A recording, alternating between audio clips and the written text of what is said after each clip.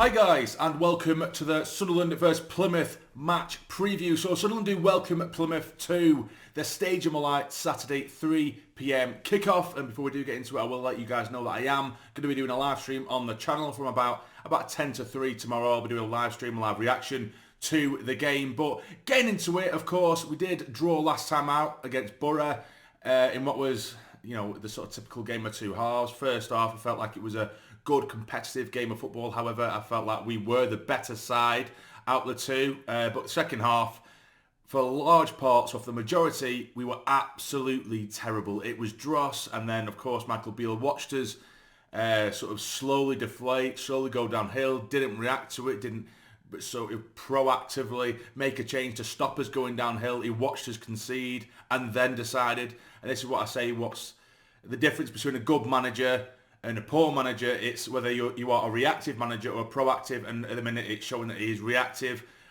Fortunately, we did get a goal back in return, but I felt like we didn't need to go down before changes were made. But either way, we got away with a point, which all in all, probably an okay point in the grand scheme of things. When you look at the performance on a whole, whether it was fair or not, that's for you guys to decide. I think it was probably okay in the end, considering how poor that second half was. But either way, Plymouth are going to be visiting the Stadium of Light. They're unbeaten in the league since the new year.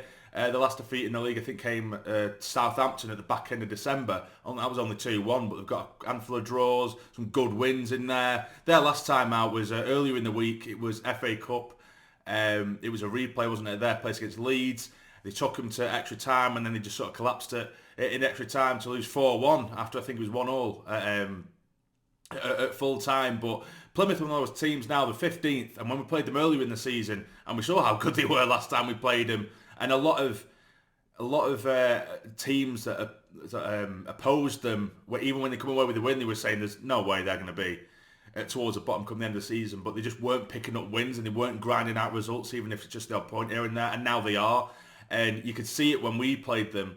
On the counter-attack, they were one of the most exciting sides I'd seen in the league. You know, second they hit the ball, 1, 2, 3, 4, pass, boom, and they're through. And that was it. And they were so pacey and quick. They're starting to tighten up a little bit at the back and looking a little bit more defensively assured. I think that was their downfall earlier on in the season, where it was just purely gung-ho, throwing everyone forward, and then at the back they were leaking. So it's going to be a difficult game. I don't think their league position really tells the full story. They are very, very good. They've got some really key, exciting players.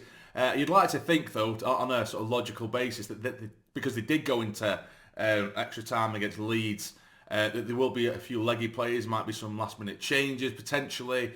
Anything we can claw at for an advantage, I suppose. But they're a good team. Of course, Barley Mumba, former Sunderland man, playing for them.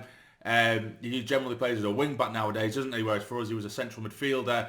And it's just one of them in it where it's just typical that an ex-Sunderland man generally does well against us. So it wouldn't surprise me if he popped up with a goal or assist or something notable. But we'll go into my not predicted 11, my preferred 11. And I could probably go about 3 or 4 different ways with this. But this is what I did sort of land on, and I will explain it. So this would be my preferred Sunderland 11 for this game this weekend. So we do have Patterson in goal. We have Leo left back.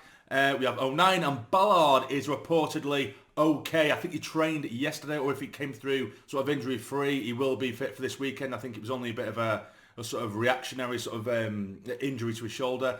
Excuse me. Troy Hume at right back. Brilliant to see him back there. He's fantastic in that position. Daniel and Ekwa in the middle. I do believe the new lad, Styles, this will be the last game he will be missing, and then he is expected to be back on the grass after his surgery. And then Jack Clark, Roberts and Abdullah Bar. Now, it doesn't necessarily have to be Roberts as the sort of 10 or Bar as the winger, but for me, I just think Bar is so much better on the wing than he is as a number 10. I think we've seen that he can be, albeit he did miss a handful of chances against Borough. He was a handful against them, do you know what I mean? He was still making those chances as opposed to not creating anything.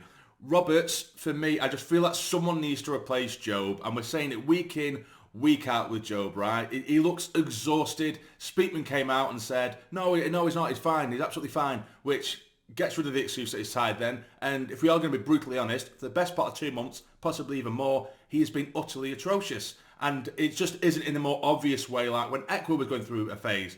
for a similar amount of time, because Eckworth, at least he was getting involved to make mistakes for us to point out, whereas Jobe is anonymous for so long in such big periods of the game that he doesn't contribute whatsoever, and he hasn't done anything. And I find that he just wanders around the pitch, sort of light-hearted jogging, and he just points when other players are on the ball. He just points where he might want the ball or what they should do, rather than showing for it himself or making a conscious effort to move into space. He just kind of wanders around and points. He's not really contributing anything. Now, I've seen people say, yeah, he comes deep and he helps out with linking up the play. I don't see that. I personally just don't really see that. And he barely touches the ball, and it's almost like we're starting with 10 men. And I don't know whether it's just a bit of confusion, whether he is a number 10, a central midfielder, or he's playing up as almost like a striker. Because on the press, off the ball, he is going up alongside whoever's up top, be it Rusyn or Burstow or whoever, and he's pressing, and then he doesn't really know what to do with himself. It is as if he is in no man's land a little bit, and he's just kind of wandering around. And I don't know, for me, he just doesn't contribute anywhere near enough. And you could argue Roberts, he's been, before his injury, he contributed nothing, but he was getting involved and he was making chances, having shots on goal. And I know it's all well and good, saying that, but he hasn't actually scored. But we know how good Roberts can be. So again, it's not like I'm saying Roberts to be as a number 10. It could be Abdullah Barton, swap and change.